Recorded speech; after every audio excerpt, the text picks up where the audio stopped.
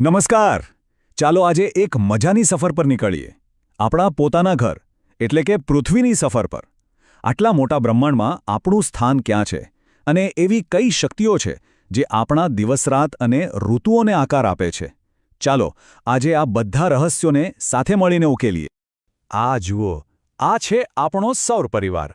એમ સમજી લો કે આ બ્રહ્માંડમાં આપણું સરનામું છે અને આ પરિવારના વડા છે સૂર્ય, એક એવો શક્તિશાળી તારો જેણે બધા જ ગ્રહોને પોતાની આસપાસ એક દોરીમાં બાંધી રાખ્યા છે. તો આજની આ સફરમાં આપણે શું શું જોવાના છીએ? સૌથી પહેલાં તો આપણે આપણા સૌર પરિવારને ઓળખીશું, પછી ઝૂમ ઇન કરીને આપણા ગ્રહ પૃથ્વી પર આવીશું.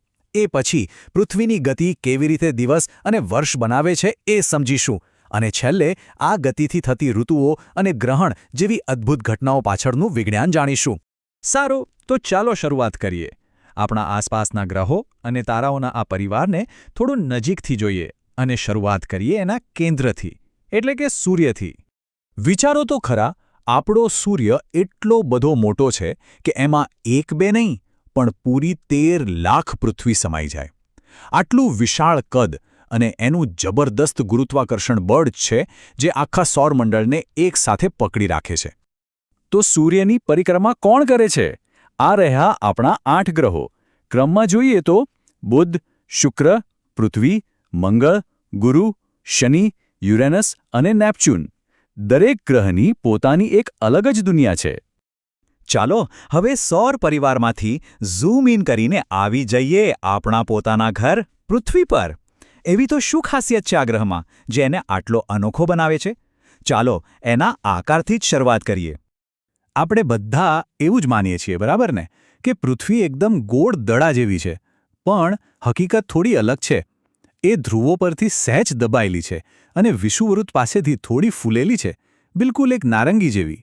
હવે પૃથ્વી પર કોઈ જગ્યા શોધવી હોય તો કઈ રીતે શોધાય? એના માટે આપણે કેટલીક કાલ્પનિક લાઈનોનો ઉપયોગ કરીએ છીએ.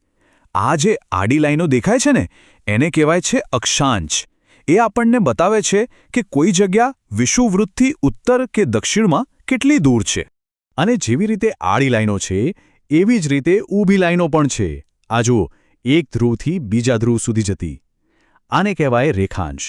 આ લાઈનો પૂર્વ-પશ્ચિમ દિશા સમજવામાં મદદ કરે છે. આપણી પૃથ્વી ક્યારેય શાંત બેસતી જ નથી. એ સતત ગતિમાં છે અને એની આ જ ગતિ આપણા દિવસ, રાત અને આખા વર્ષને બનાવે છે. ચાલો આ ગતિઓને થોડી સરળતાથી સમજીએ. તો પૃથ્વીની મુખ્યત્વે 2 ગતિઓ છે. એક છે પરિભ્રમણ, એટલે કે પોતાની જ જગ્યા પર ફરવું, જેનાથી દિવસ અને રાત બને છે અને એમાં 24 કલાક લાગે છે. અને બીજી છે પરિક્રમણ, એટલે કે સૂર્યની આસપાસ ચક્કર લગાવવો, જેનાથી આખું વર્ષ બને છે અને એમાં 365 દિવસ લાગે છે. ચાલો પહેલા પરિભ્રમણને સમજીએ. જેમ કોઈ ભમરડો પોતાની ધરી પર ગોળ ગોળ ફરે ને, બસ એ જ રીતે પૃથ્વી ફરે છે. આ એક ચક્કર પૂરું કરતાં એને 24 કલાક લાગે છે.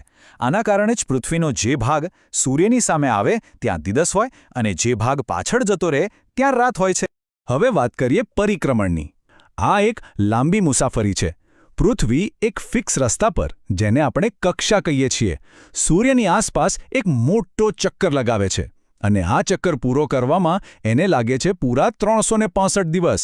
બસ આ જ તો આપણું એક વર્ષ છે. પણ અહીં એક મજાની વાત છે. પૃથ્વીને આ ચક્કર પૂરો કરતા બરાબર 365 દિવસ નથી લાગતા. એને લાગે છે 365 દિવસ અને લગભગ 6 કલાક. તો સવાલ એ થાય કે આ વધારાના 6 કલાકનું શું?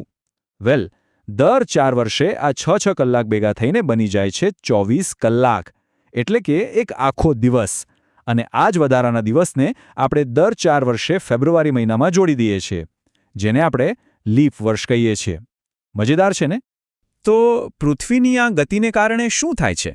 વેલ, એનાથી ઋતુઓ અને ગ્રહણ જેવી કેટલીક ખૂબ જ સુંદર ઘટનાઓ બને છે. ચાલો આ કોસ્મિક ડાન્સના પરિણામોને નજીકથી જોઈએ. ઋતુઓનું અસલી રહસ્ય શું છે?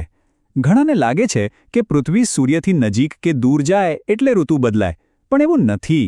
સાચું કારણ છે પૃથ્વીનો પોતાની ધરી પરનો ઝુકાવ.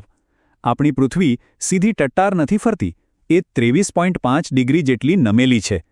અને આ જ નાનકડો ઝુકાવ બધો જ જાદુ કરે છે. જુઓ, આ ઝુકાવને કારણે વર્ષના અલગ અલગ સમયે પૃથ્વીના અલગ અલગ ભાગને સૂર્યના સીધા કિરણો મળે છે. જ્યારે ઉત્તર ગોળાર્ધ સૂર્ય તરફ નમેલો હોય ત્યારે ત્યાં સીધા કિરણો પડે અને એટલે જ ત્યાં ગરમી હોય, એટલે કે ઉનાળો. અને એ જ સમયે દક્ષિણ ગોળાર્ધ સૂર્યથી દૂર હોય ત્યાં કિરણો ત્રાંસા પડે, એટલે ત્યાં હોય છે શિયાળો. અને આના કારણે જ વર્ષમાં 4 ખાસ દિવસો આવે છે. જેમ કે ઉત્તર ગોળાર્ધમાં 21 જૂન એ વર્ષનો સૌથી લાંબો દિવસ હોય છે, જ્યારે 22 ડિસેમ્બર સૌથી ટૂંકો. અને 21 માર્ચ અને 23 સપ્ટેમ્બર એવા દિવસો છે જ્યારે દિવસ અને રાત લગભગ એકસરખા હોય છે. ઋતુઓ તો ધીમે ધીમે બદલાય છે, પણ હવે વાત કરીએ એક એવી ઘટનાની જે અચાનક અને એકદમ નાટકીય રીતે થાય છે: ગ્રહણ. ગ્રહણ મુખ્યત્વે 2 પ્રકારના હોય છે: સૂર્યગ્રહણ અને ચંદ્રગ્રહણ.